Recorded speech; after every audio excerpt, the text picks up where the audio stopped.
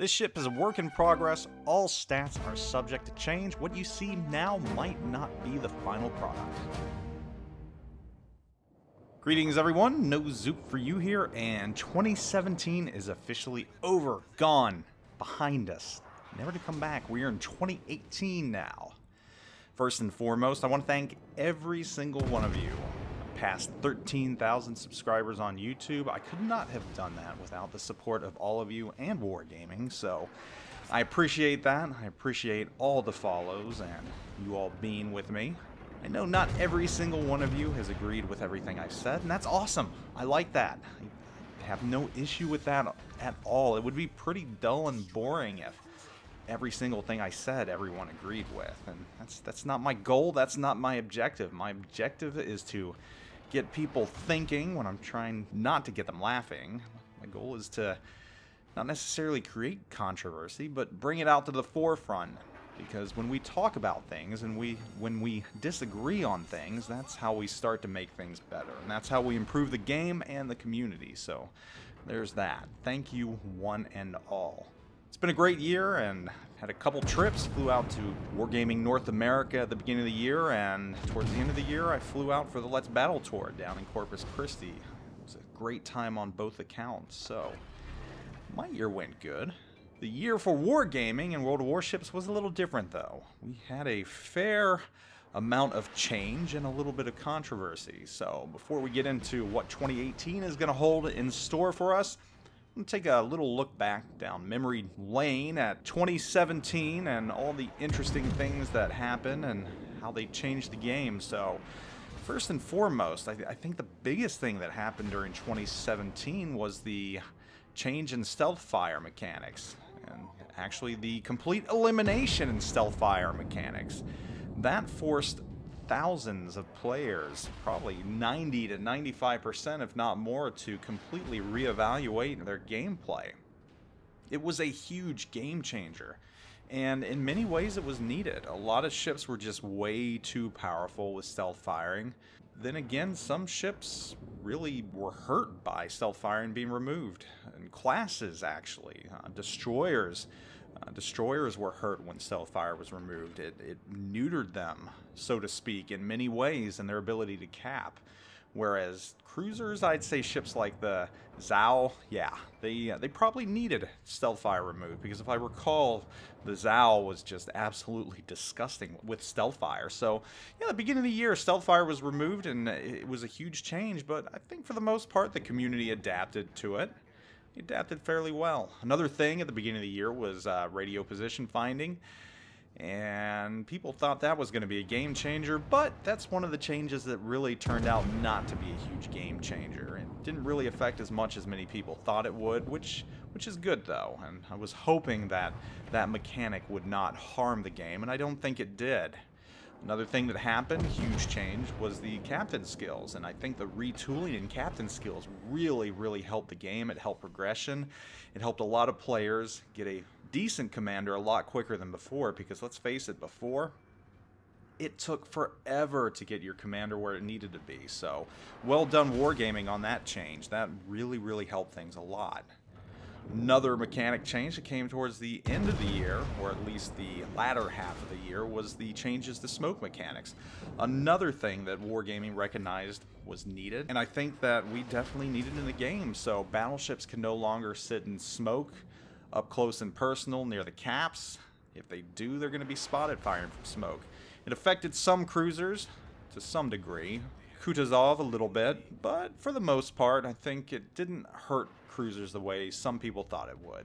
So again, this is a change that was needed, definitely a change that makes sense.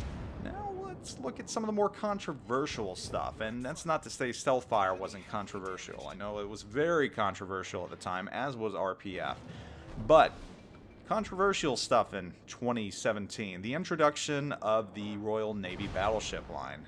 And of course that was controversial because of how heavily those ships rely on HE and how powerful the HE is on those ships.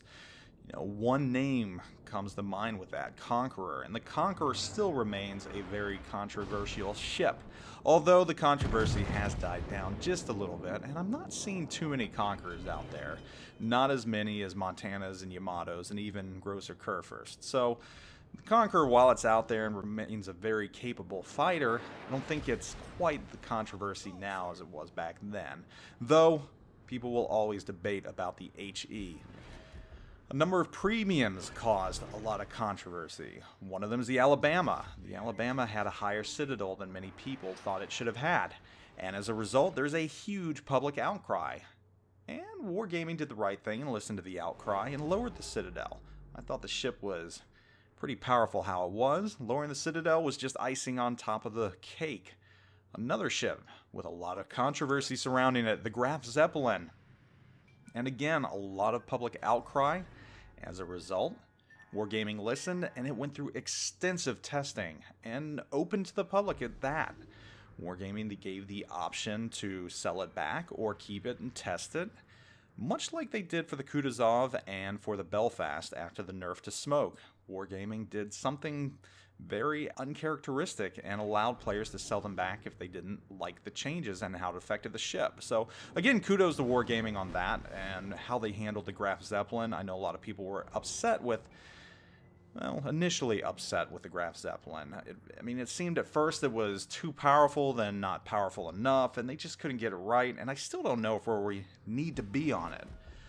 Another thing that happened this year, we had the lowering of the Iowa, Missouri, and Montana Citadels.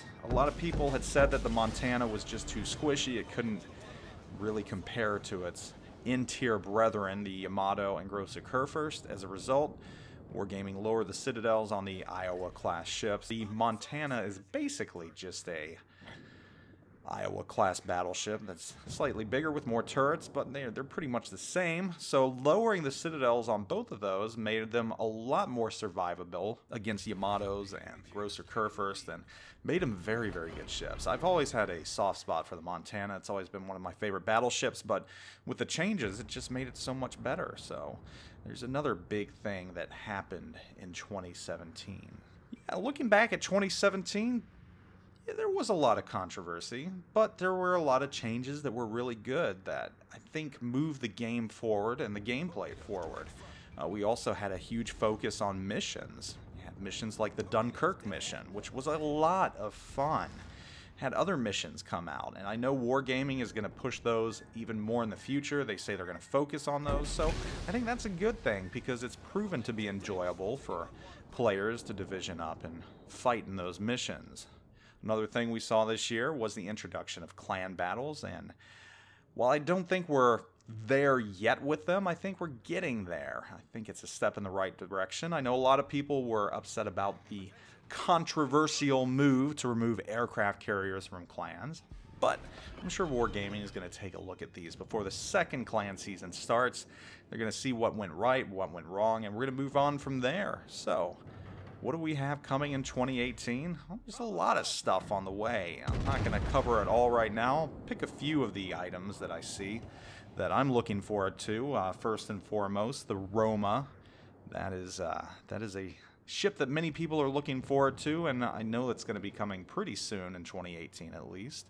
We're finally going to get that USN cruiser split that was revealed during the Let's Battle tour.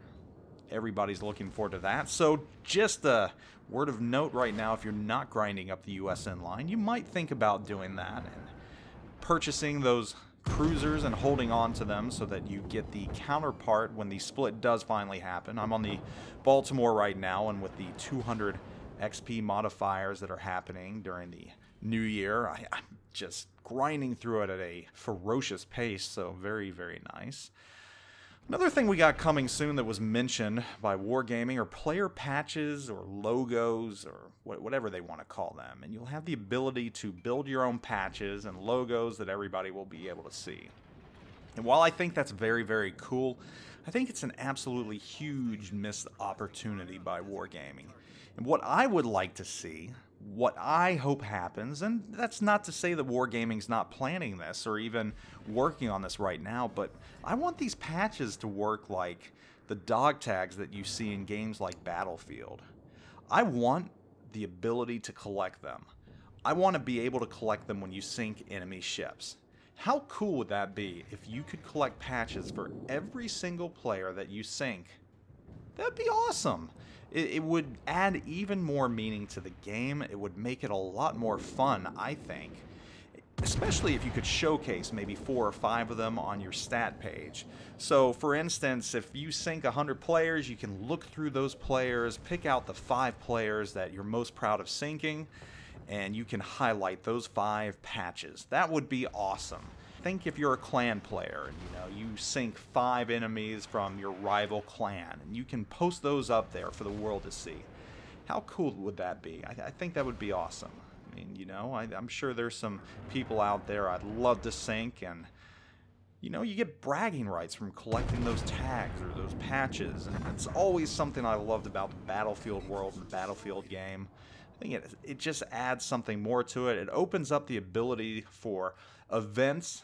Like I know there's the gloves for tags event that used to run in Battlefield, where if you knife someone and you steal their tags, you'd get gloves, you'd win mechanics gloves. Yeah, that was awesome. I'd love to be able to do stuff like that in wargaming, collect someone's patch and you win something. I could do that as a CC.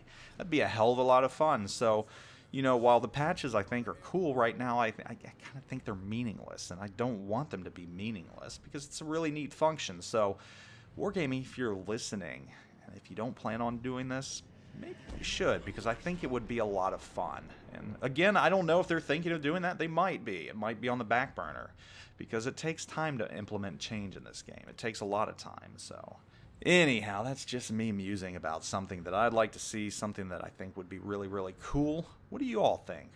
Would you like to see something similar to dog tags in this game, where you sink a player and you get their patch or their logo or whatever it is, and you can collect them? Let me know what you think. I'm interested to know. Also, let me know what you think about this past year. Was this year great for World of Warships? Did it offer all the stuff that you were hoping for? I know one thing I didn't mention that I'll bring up real quick that was also on the controversy side. 2017 was supposed to be the year of the aircraft carrier, and honestly, that just kind of piddled out. It didn't really live up to the hype. And I know a lot of aircraft carrier players out there are still waiting for their year. So who knows, maybe 2018 will be the year of the aircraft carrier. I don't know. And hopefully it will be. Hopefully that gigantic retool that Wargaming has hinted at so often will truly happen in 2018. That would be nice. I know a lot of carrier players out there would hope for it. And that's just part of the controversy. Aircraft carriers were very controversial this year. We saw the removal of manual drops from the low tiers, which doesn't help beginners. So maybe that will get changed back. Who knows? All I know is I'm looking forward to 2018. I'm looking forward to what it has in store for us and World of Warships. So, guys, thanks for everything. Thanks for the follows. Thanks for the subs. If you haven't subbed yet and you're a longtime follower, maybe now's the time to do it. I'm not going to force you, though. That's not my style, and you know that. At any rate, guys, thanks for watching. Thanks for everything. And here's to a phenomenal 2018. I hope you hit all the goals you have set for yourself in World of Warships. Let me know what those are, too. Now, guys, I'm out of here. Take it easy.